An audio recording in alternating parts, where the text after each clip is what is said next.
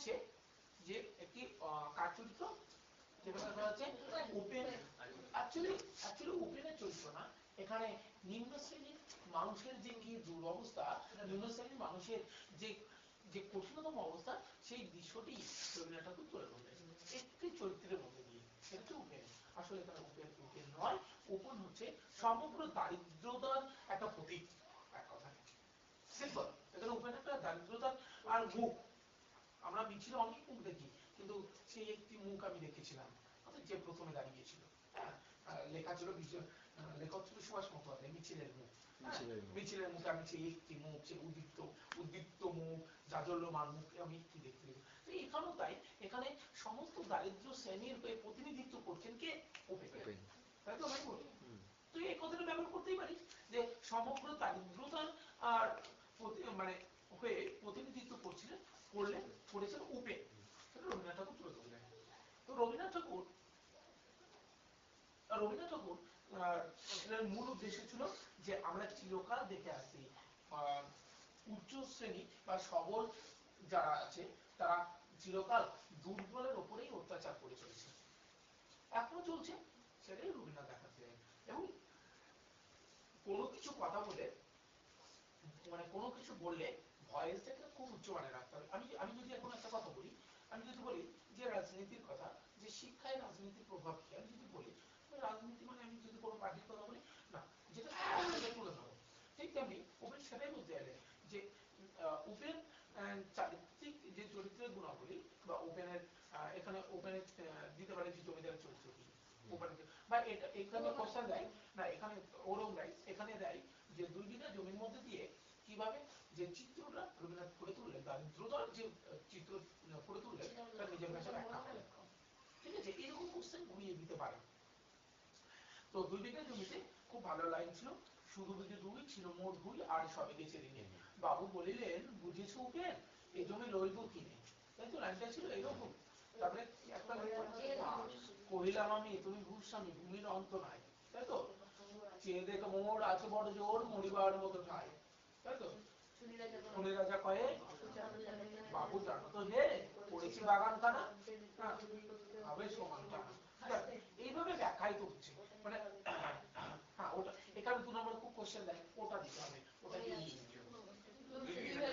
না এই উক্তিটি কার, ওটা দিতে হবে, ওটা জমিদার বলছে, জমিদার উপেনকে বলেছে ওটা দিতে হবে, তাহলে ওটা কি 2 বিঘা উপেনে 2 বিঘা জমি। 2 নম্বর কোশ্চেন কি এই মেমুর বলো তোমার কাছে অ্যানসার না 2 বিঘা জমিটা বলো না, ওটা বলতে উপেনের শৈশবের স্মৃতি লুকানো, স্মৃতি জড়ানো সেই 2 বিঘা জমি কথা কেন বলে, এখানে 2 বিঘা জমিতে মূল উদ্দেশ্য না, এখানে তার শৈশবের স্মৃতিগুলো লুকিয়ে আছে, এটাই বড় কথা। যেখানে সপ্ত পুরুষ বাস করে, হ্যাঁ সেখানে অর্থাৎ শৈশবের স্মৃতি লুকানো, শৈশবের স্মৃতি জড়ানো সেই 2 বিঘা জমির কথা বলা হয়েছে, মানে যেখানে ভালোবাসার ইয়ে আছে। হ্যাঁ, এটা তো আমরা ব্যাখ্যা তো করতে গেলে এখন যদি বলি, আমি যদি খুব ভালো করে বলি যে এবং যদি কবিতার কথা বলি, রবীন্দ্রনাথের কথা বলি, রবীন্দ্রনাথ হচ্ছে বাংলা সাহিত্যের বড় বৃক্ষ, আর আর বাদ বাকি হচ্ছে ঘাস, মানে অন্যান্য কবিরা, মানে ওই বটবৃক্ষের ছায়া পেলে এরা একটু বৃদ্ধি পেয়েছে, মানে অন্যান্য কবিরা। হ্যাঁ, ওই যে বললাম যে এরা সবাই ভালোবাসায় একটা আবদ্ধ, তাই তো এই যে আমরা সবাই কথাটা বলি, লাভ কথাটা খুব ভালো বলে আমরা সবাই জানিও, ভালোবাসা মানে কি এটা জানি না। বাসা মানে হচ্ছে বাড়ি, আর ভালো মানে হচ্ছে ভালো, ভালো বাড়ি পেতে চাই আমরা, আসলে বাড়ি ছিল মনের বাড়ি, গুড হোম, আসলে হ্যাঁ এটা মিনিং তো এরকম। ভালো বাসা, বাসা মানে হচ্ছে বাড়ি, বাসা মানে বাড়ি বলে না, বাংলাদেশের লোকেরা বলে বাসা মানে বাড়ি, বাসায় চন্দ্রবিন্দু তাই না, বাসায় যাবো, বাসা মানে বাড়ি। আমরা প্রত্যেকেই বাসা পেতে চাই, ভালো বাসা, ভালো বাসা বাসা পেতে চাই, মানে একটা ভালো মন পেতে চাই, এটা ওটাই বাড়ি। আমরা তো নিজের মানেগুলো করতে জানি না, আমরা সিম্পলি ছেড়ে দিই, তাই না? যাক, 2 বিঘা জমি কারো সমস্যা আছে না, আমার তো নেই, থাকতেই পারে। যাক, 2 বিঘা জমিতে আমি যখন এখান থেকে কোশ্চেন হবে আমি আবার বুঝবো, যখন এখান থেকে কোশ্চেন শুরু করবো আবার বুঝবো। সার সংক্ষেপে একবার বলছিলে। এটা একদম সাধারণ ভাষায় লেখা, কোনো দ্ব্যর্থক অর্থ নেই, যেমন বিসর্গত ইংরেজিতে একটু দ্ব্যর্থক অর্থ ছিল কিন্তু এখানে নেই, সাধারণ।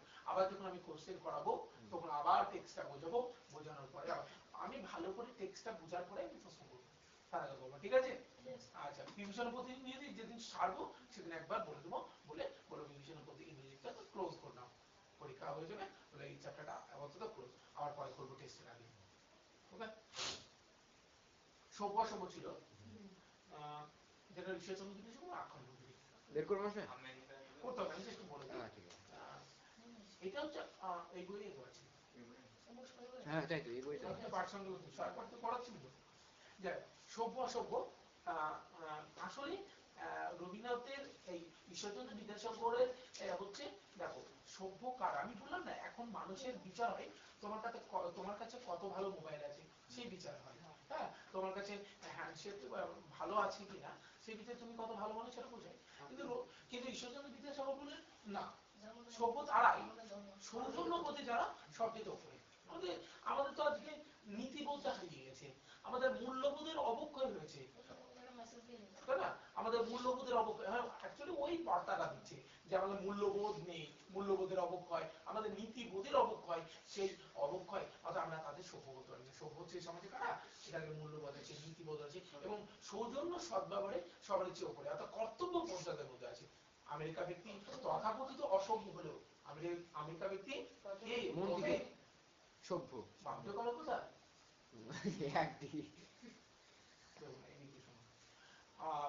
তথাকথিত সভ্য কারা ছিল, ইউরোপীয় ব্যক্তি, আমেরিকা ব্যক্তি ছিল অসভ্য, তথাকথিত অসভ্য ছিল। কিন্তু গল্পের শেষে গিয়ে দেখলাম সৌজন্যের সদ্ব্যবহারে ইউরোপীয় ব্যক্তির তুলনায় আমেরিকা ব্যক্তি উচ্চতর এবং সভ্য বলে আমরা গণ্য করছি, তাই না? এটা আবার দিতে পারে নামকরণের বৈশিষ্ট্য দিতে পারে।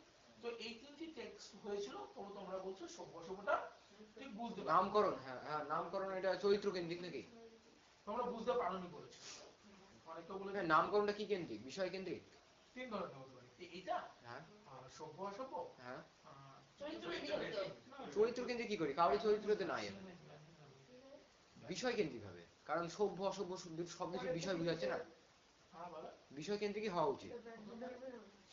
তার কারণ ব্যাখ্যা করে দিচ্ছি, হ্যাঁ ঠিক আছে, বিষয় আছে না, সভ্য অসভ্য ব্যাখ্যা দিচ্ছে।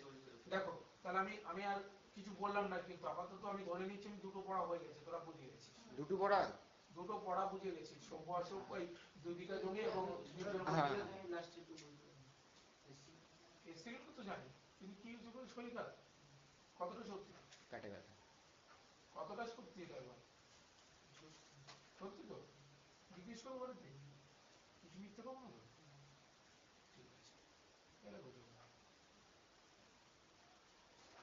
ঠিক আছে মেহবুব, এই দুটো ঠিক। এরপরের দিন পড়া থাকবে তাহলে কি, ওই বিভীষণের চরিত্র, বিভীষণের চরিত্র ব্যাকরণ করবে, হ্যাঁ ব্যাকরণ হয়নি শেষে ব্যাকরণ করবে,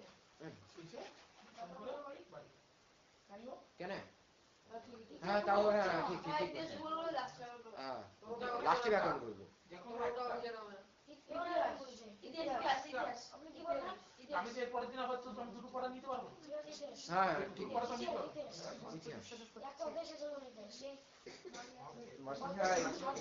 ঘুরি ফিরি যে ওদের কথা মনে হচ্ছে, হ্যাঁ তাই হচ্ছে, দেখো এক মাসে গেল এভাবে এই মাসটা তো সেভাবে পড়াতেও পারি, এই যে এই সপ্তাহটা রেগুলার 10 ব্যাচটা কবে শেষ আগের হবে, বছরগুলো হয়ে গেছে, হ্যাঁ তাহলে মাসে সকালে পড়া বলেছিল মনে আছে তো, সকালে হ্যাঁ সে বললাম না, হ্যাঁ মাসটায়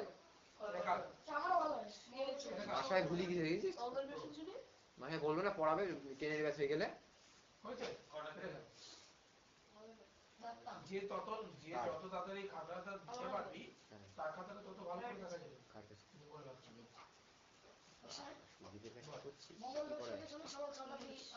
শুধু আবার আবার হয়েছে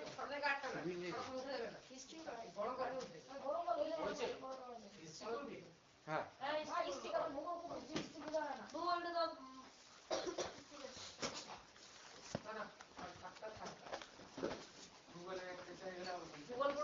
ইতিহাসের আজকে এক চ্যাপ্টার হয়ে যাবে।